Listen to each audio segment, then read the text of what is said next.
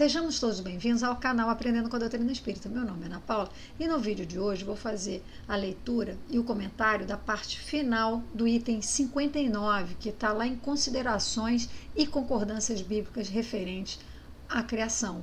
E assim encerramos também o capítulo 3, Criação do Livro dos Espíritos. Vamos lá?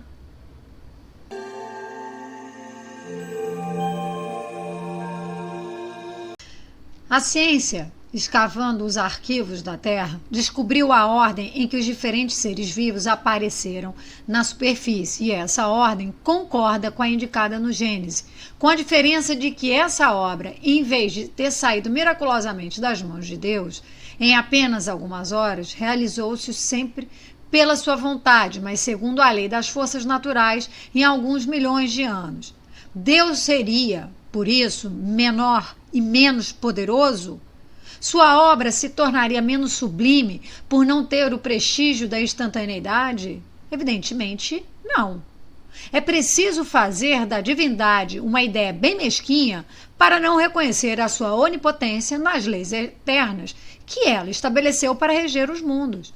A ciência, longe de diminuir a obra divina, nos-la mostra sobre um aspecto mais grandioso e mais conforme com as noções que temos do poder e da majestade de Deus, pelo fato mesmo de ter ela se realizado sem derrogar as leis da natureza. A ciência, de acordo neste ponto com Moisés, coloca o homem por último na ordem da criação dos seres vivos. Moisés, porém, coloca o dilúvio universal no ano 1654 da formação do mundo, enquanto a geologia nos mostra o grande cataclismo como anterior à aparição do homem, tendo em vista que, até agora, não se encontra nas camadas primitivas nenhum traço da sua presença, nem da presença dos animais que, sob o ponto de vista físico, são da sua mesma categoria.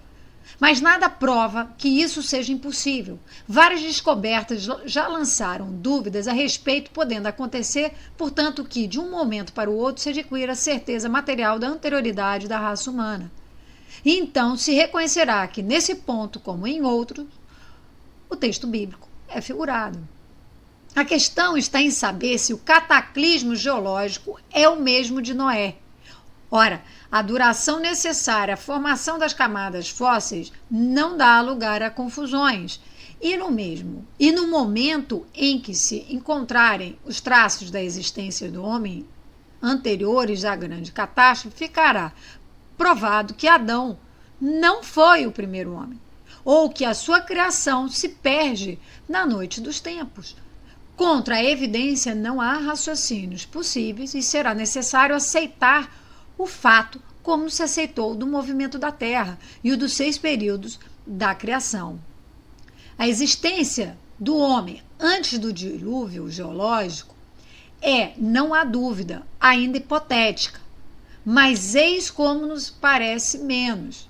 Admitindo-se que o homem tenha aparecido pela primeira vez na Terra há 4.000 anos antes do Cristo, se 1650 anos mais tarde toda a raça humana foi destruída, com exceção apenas de uma família, conclui-se que o povoamento da Terra data de Noé, ou seja, de 2.350 anos antes da nossa era. Ora, quando os hebreus emigraram para o Egito, no 18º século, encontraram esse país bastante povoado e já bem avançado em civilização. A história prova que, nessa época, a Índia e outros países eram igualmente florescentes, mesmo sem levarmos em conta a cronologia de certos povos, que remonta a uma época ainda mais recuada. Teria sido necessário que, do 24º ao 18º século, quer dizer, no espaço de 600 anos, não somente a posterioridade de um único homem tivesse podido povoar todas as imensas regiões então conhecidas, supondo-se que as outras não estivessem povoadas, mas também que nesse curto intervalo a espécie humana tivesse podido elevar-se da ignorância absoluta do estado primitivo ao mais alto grau de desenvolvimento intelectual, o que é contrário a todas as leis antropológicas. A diversidade das raças humanas vem ainda em apoio dessa opinião. O clima e os hábitos produzem, sem dúvida, modificações das características físicas, mas sabe-se até onde pode chegar a influência dessas causas, e o exame fisiológico prova a existência, entre algumas raças, de diferenças constitucionais mais profundas que as produzidas pelo clima. O cruzamento de raças produz os tipos intermediários, tende a superar os caracteres extremos, mas não cria estes, produzindo apenas as variedades. Ora, para que tivesse havido o cruzamento de raças, era necessário que houvesse raças distintas. E como explicarmos a sua existência dando-lhes um tronco comum e, sobretudo, tão próximo? Como admitir que, em alguns séculos, certos descendentes de Noé se tivessem transformado a ponto de produzir a raça etiópica, por exemplo? Uma tal metamorfose não é mais admissível que a hipótese de um tronco comum para o lobo e a ovelha, o elefante e o pulgão, a ave e o peixe. Ainda uma vez, nada poderia prevalecer contra a evidência dos fatos. Tudo se explica pelo contrário, admitindo-se a existência dos homens antes da época que lhe é vulgarmente assinalada. A diversidade das origens, Adão, que viveu há 6.000 anos, como tendo povoado uma região ainda inabitada, o dilúvio de Noé, como uma catástrofe parcial que se tomou pelo cataclismo geológico, e tendo-se em conta, por fim, a forma alegórica peculiar ao estilo oriental, que se encontra nos livros sagrados de todos os povos. Eis porque é prudente não se acusar muito ligeiramente de falsas as doutrinas que podem cedo tarde, como tantas outras, oferecer um desmentido aos que as combatem. As ideias religiosas, longe de se perder, se engrandecem ao marchar com a ciência. Esse é o único meio de não apresentarem ao ceticismo um lado vulnerável. Nota de rodapé. As escavações arqueológicas realizadas por Sir Charles Leonardo Voulley em 1929, ao norte de Bassora, próximo ao Golfo Pérsico, para a descoberta de Ur, revelaram os restos de uma catástrofe diluviana ocorrida exatamente há 4.000 anos antes do Cristo. Ao encontrar a camada de iodo que cobria as ruínas da Ur primitiva, Voulley transmitiu a notícia ao mundo nos seguintes termos: encontramos os sinais do dilúvio universal. Trabalhos posteriores comprovaram o fato, mostrando que houve um dilúvio local no delta do Tigre e do Eufrates, exatamente na data assinalada pela Bíblia. Esse fato vem confirmar a previsão de Kardec. Vamos aos comentários? No vídeo passado, vimos sobre a criação da Terra. A Gênese mosaica vem e fala, olha, a Terra foi criada em 6 dias. E dá a ordem de aparecimento das coisas. Enquanto que a ciência chega e fala, olha, não foram em 6 dias, mas foram em 6 períodos. O período primário, de transição, secundário, terciário, diluviano e o pós-diluviano. Tá? E só não dá o tempo que foi cada período, certo? Agora, quanto à ordem de aparecimento das coisas, é a mesma, que está bem próxima, ela confirma o que a Gênese mosaica fala. Não é isso? E aí, ao terminar hoje de ler, o item 59, o Espírito da Verdade até fala, sobre a questão dos 6 dias. Ele falou, olha, Deus seria por isso menor e menos poderoso, porque não foi em 6 dias? Ou seja, a instantaneidade vai conferir poder? Não, né? Até porque, gente, se a gente pega o que a ciência traz para a gente e fala, olha, foram em períodos, não dá para afirmar o tempo, mas foram em longos períodos. Isso está junto do que a gente tem lido até agora, que a natureza não dá saltos. Tudo vem a seu tempo, de uma forma gradativa, num processo. Tem todo um processo para, até a coisa se... Não é no estalar de dedos. Porque quando fala em 6 dias, você estalou o dedo, plá, plim, tá lá. A Terra tá feita. Não. bem assim. Não é isso?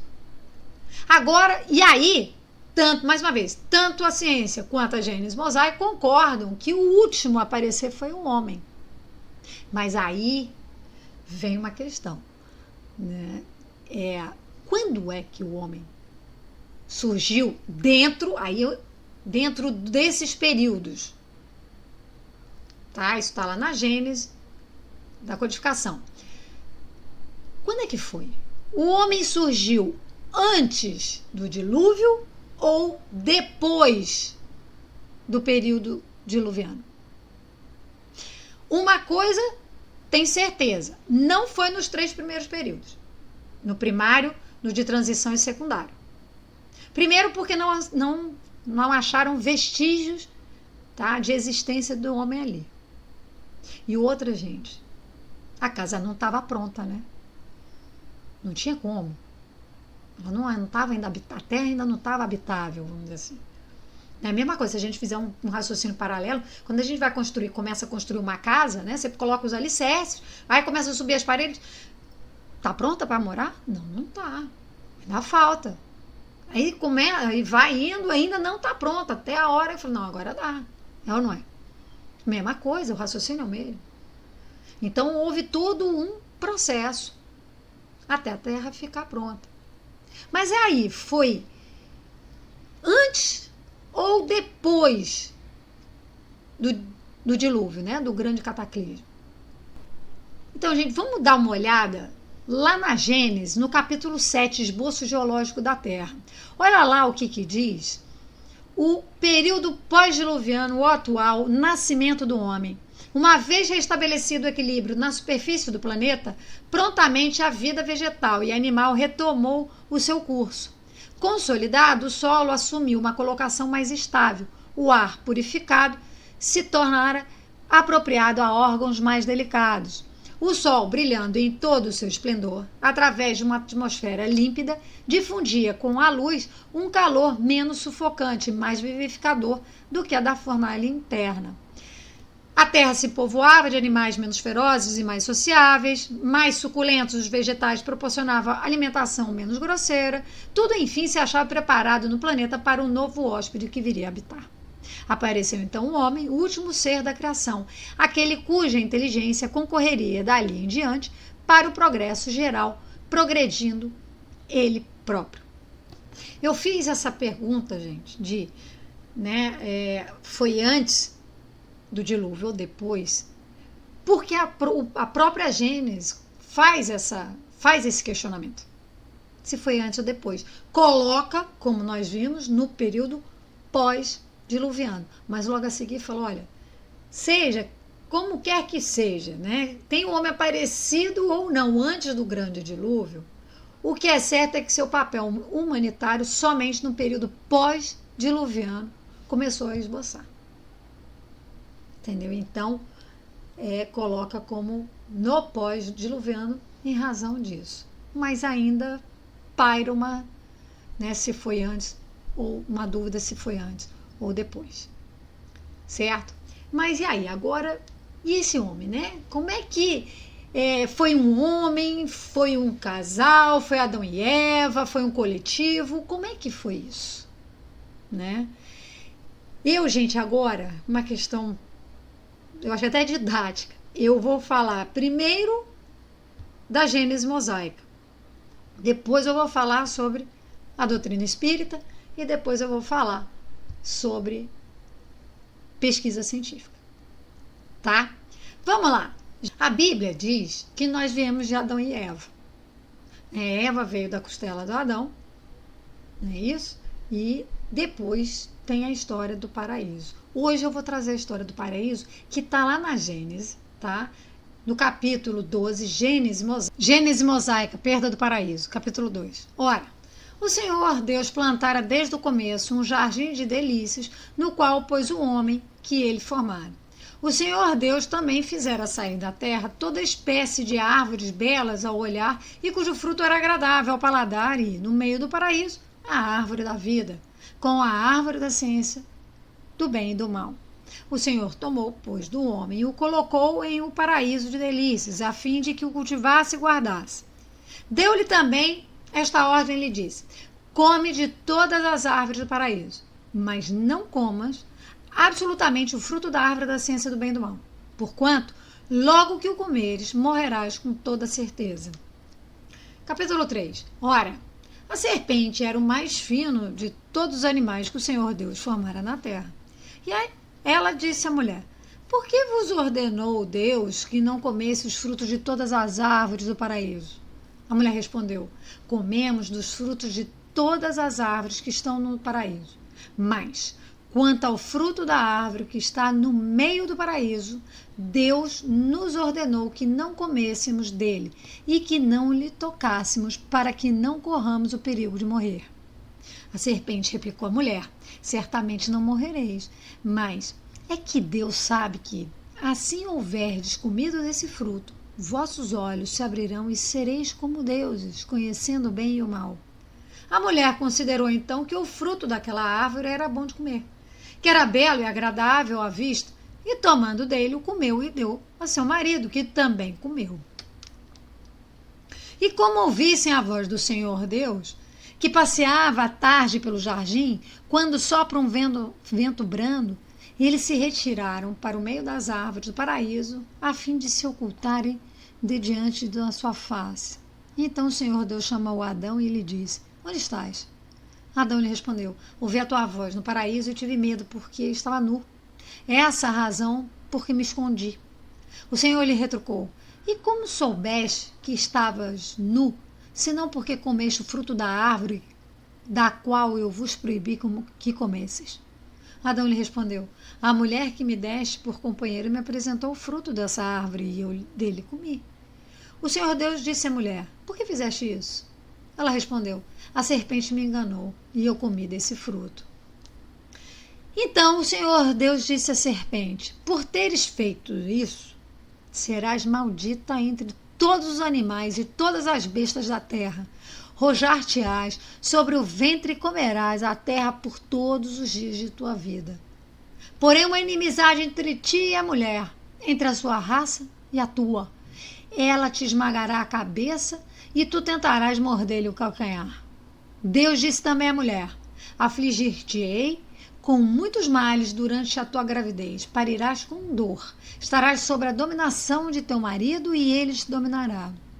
Disse em seguida a Adão: por haveres escutado a voz de tua mulher e haveres comido do fruto da árvore de que te proibi que comesses, a terra te será maldita por causa do que fizeste, e só com muito trabalho tirarás dela, com o que te alimentes durante toda a tua vida.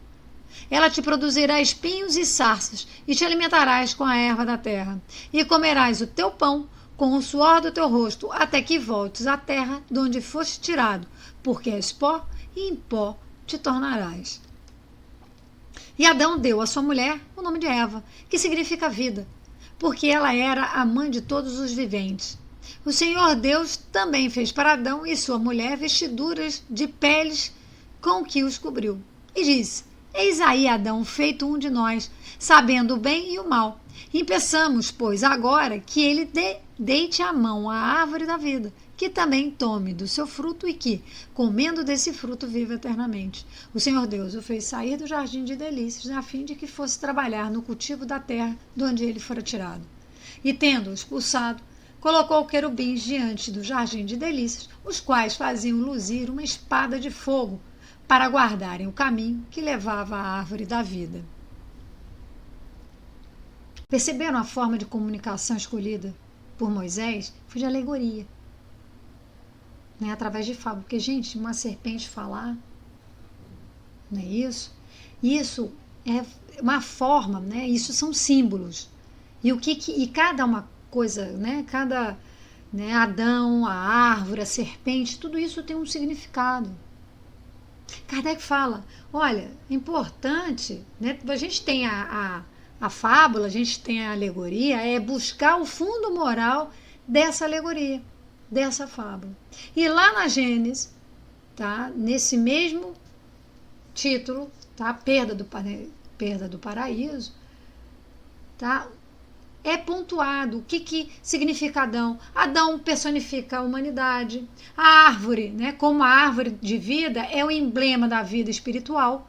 Como a árvore da ciência ou da consciência que o homem adquire do bem e do mal, pelo desenvolvimento de sua inteligência e do livre-arbítrio. O fruto da árvore simboliza o objeto dos desejos materiais do homem. É a alegoria da cobiça e da concupiscência.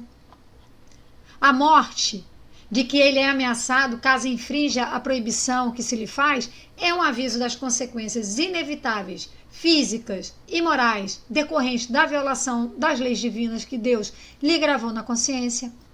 E a serpente, como alusão à perfídia dos maus conselhos. Eu estou lendo mesmo, gente. E vale a pena, tem muito mais, está mais detalhado, né? Eu só tirei alguns pontos, mas percebam, né? Tudo tem é um símbolo, tem um significado. E a importância da gente ir buscar, né, o que sentido moral traz cada personagem, né, a árvore, a morte, a serpente, né, o próprio Adão. Percebam? E Kardec fala, gente, não dá você tomar a forma pelo conteúdo. Não é isso? A forma que ele escolheu foi alegórica. Mas qual é o conteúdo? Percebam mais uma vez, gente.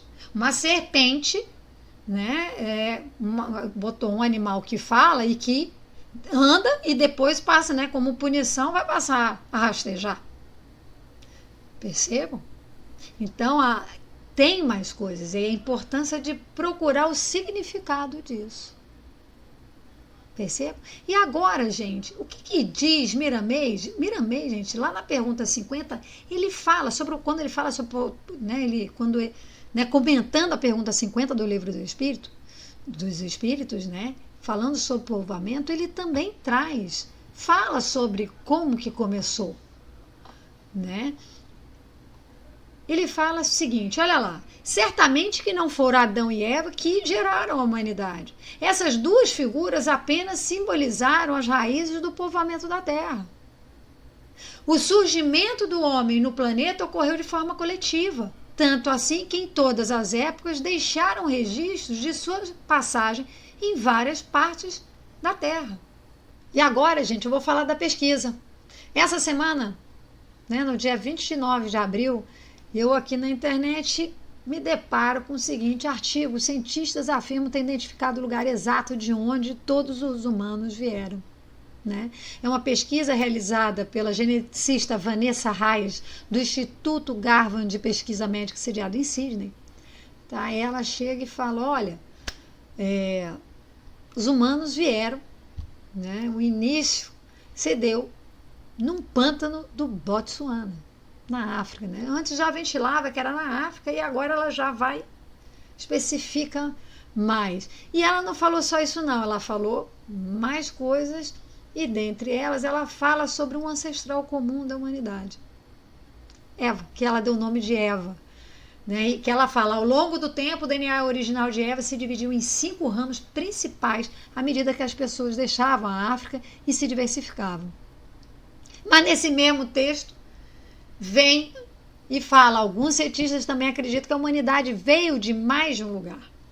Ou seja, gente, né, essa controvérsia não tem jeito, existe, nós vimos isso, o Espírito da Verdade fala sobre, né, pontua isso também, né, a bem da verdade, se a gente parar para olhar, né, esses 3 parâmetros, o bíblico, né, a doutrina espírita e a ciência, estão todos falando mais ou menos a mesma coisa. Né, que ainda há muito mistério, há muito ainda a ser descoberto, revelado, né, e aí com um artigo desse vindo mostra que paulatinamente as coisas vão acontecendo, não é isso? E, né, seja a geologia, é a genética, é a arqueologia, é a astronomia, né, trabalhando no sentido de descobrir sobre a origem, né? Sobre a Terra. Então isso não para. Eu achei que ficou, né, trazendo essa, né, olhando cada um desses parâmetros, né? Mais uma vez, os três, na verdade, estão muito falando quase a mesma coisa, muito próximo. Não é isso? Então, assim, eu encerro esse vídeo de hoje, né? Te espero no próximo. Que Deus nos proteja, nos guarde, ilumine hoje e sempre, e que Deus possa derramar sobre a terra muita luz, paz, serenidade e acolha todos os desencarnados, assim como também todos os familiares encarnados. Que assim seja, graças a Deus. Um bom final de semana.